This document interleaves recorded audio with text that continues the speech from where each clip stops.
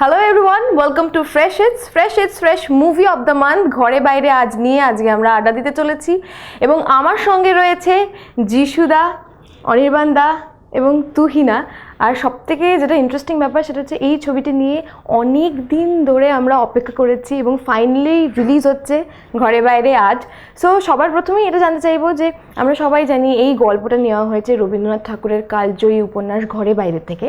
তবে মূল উপন্যাস থেকে এই ছবিতে আমরা কি কি চেঞ্জেস দেখতে পাবো, সেটা চরিত্রগত দিক থেকেও হতে পারে এবং গল্পের দিক থেকেও হতে পারে। না, চরিত্রগুলো একই রয়েছে, গল্পের প্রেক্ষাপটও একই রয়েছে, সময় বদলে গেছে। ওটা সেই সময়কার ছিল, এখন এটা আজকে 2019-এর ঘরে বাইরে, এবং সেই জন্য নাম ঘরে বাইরে আজ।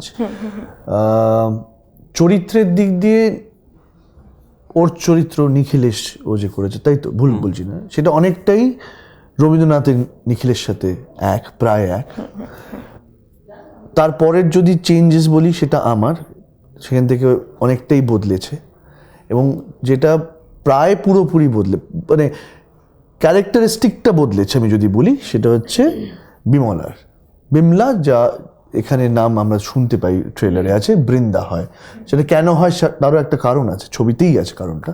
সো টেকনিক্যালি এই ক্যারেক্টারাইজেশনসগুলো একটু হয়তো চেঞ্জ হয়েছে, বাট প্রেক্ষাপট বা আমি যদি বলি যে মূল গল্প, সেটা একই রয়েছে। এবং এই ছবিটি ঘরে বাইরে আজকের প্রেক্ষাপটে কতটা ইম্পর্টেন্ট বা তাৎপর্যপূর্ণ একটা ছবি বলে তোমাদের মনে হয়? এটা তো প্রশ্ন, এই পলিটিক্যাল প্রশ্নটা তুমি পলিটিক্যাল প্রশ্ন নয় এটা, বাট এই প্রশ্ন উত্তরও বেটার দেবে, ওর বাংলাটা বেটার। তাৎপর্য তো অবশ্যই খুবই বেশি, তাৎপর্য ফর্জদি শুরু হয়েছে। সব ছবি, বিশেষ করে অপর্ণাসেনের তুমি যদি গোটা ফিল্মোগ্রাফির দিকে তাকাও, সবই পলিটিক্যাল ফিল্ম। তাহলে মানে সবসময় খুব স্ট্রং একটা সোশ্যাল নোটে ছবিগুলো বাঁধা থাকে। সেটা যদি খুব একজন ইন্ডিভিজুয়ালের গল্পও হয়, ইভেন রিনাদির প্রথম ছবি পরমা, তাহলেও তুমি খেয়াল করে দেখবে যে সেখানে একটা খুবই একটা সোশ্যাল কমেন্ট কিংবা একটা সোশ্যাল আন্ডারস্ট্যান্ডিং নিয়ে খুব স্ট্রং একটা পজিশন নেওয়া হচ্ছে। মিস্টার মিসেস আইয়ার এবং গয়নার বাক্সর কথাও আমি বলবো, শীর্ষেন্দুর উপন্যাস নিয়ে ওরকম একটা মানে অ্যাপারেন্টলি কমেডি ফিল্ম, কিন্তু সেখানেও যে স্ট্রং সোশ্যাল মেসেজ বলছি না, সোশ্যাল পলিটিক্যাল স্ট্যান্ড পয়েন্ট এবং যে সোশ্যাল আন্ডারস্ট্যান্ডিংয়ের কথা বলা হয়। তো আর শ্রীনগরও তাই ছিল, যে সাম্প্রদায়িকতা নিয়ে একটা। তো আমার মনে হয় যে রিনাদির ছবির সেটা একটা বিশেষত্ব, একটা স্পেশালিটি, যে উনি সবসময় ছবিকে ধরেনি, ছবিকে সিনেমাকে ব্যবহারই করেন মানে সোশ্যাল কমেন্ট করার জন্য, ডায়ালগ বা ডিসকোর্স তৈরি করার জন্য। ফলত ঘরে বাইরে আজ ইজ ভেরি লাইকলি অপর্ণাসেন ফিল্ম, মানে ওর কাছ থেকে এই ছবি এক্সপেক্ট করাই যায়।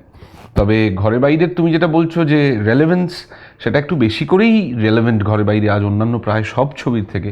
কারণ দেখো, এটা তো মানে আমরা একজন চিত্রনাট্য লিখতে পারে, আমরা শুটিং করতে পারি, ছবি হতে পারে, কিন্তু আমরা তো গোটা দেশের সিচুয়েশন, পলিটিক্যাল অ্যাম্বিয়েন্স কন্ট্রোল করতে পারি না। এটা মিলে গেছে, এবার এই মিলে যাওয়া সৌভাগ্য না দুর্ভাগ্য, এটা রবীন্দ্রনাথ ঠিক করে গেছিলেন ওই সময়, যে সময় লিখেছিলেন 2019-এ এই ছবিটা হবে, মিলে গেছে। ওকে, তুমি কিছু বলতে চাও?